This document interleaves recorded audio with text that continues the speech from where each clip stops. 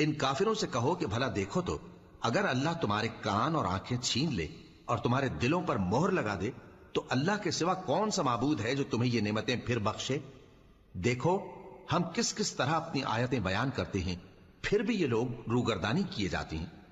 کہو کہ بھلا بتاؤ تو اگر تم پر اللہ کا عذاب بے خبری میں یا خبر آنے کے بعد آئے تو کیا ظالم لوگوں کے سوا کوئی اور بھی ہلاک ہوگا؟ اور ہم جو پیغمبروں کو بھیجتے رہے ہیں تو خوشخبری سنانے اور ڈرانے کو، پھر جو شخص ایمان لائے اور نیکوکار ہو جائے تو ایسے لوگوں کو نہ کچھ خوف ہوگا اور نہ وہ غمگین ہوں گے، اور جنہوں نے ہماری آیتوں کو جھٹلایا ان کی نافرمانیوں کے سبب انہیں عذاب پہنچے گا۔ کہہ دو کہ میں تم سے یہ نہیں کہتا کہ میرے پاس اللہ تعالیٰ کے خزانے ہیں، اور نہ یہ کہ میں غیب جانتا ہوں، اور نہ تم سے یہ کہتا ہوں کہ میں فرشتہ ہوں۔ میں تو صرف اس حکم پر چلتا ہوں جو مجھے اللہ کی طرف سے آتا ہے۔ کہہ دو کہ بھلا اندھا اور آنکھ والا برابر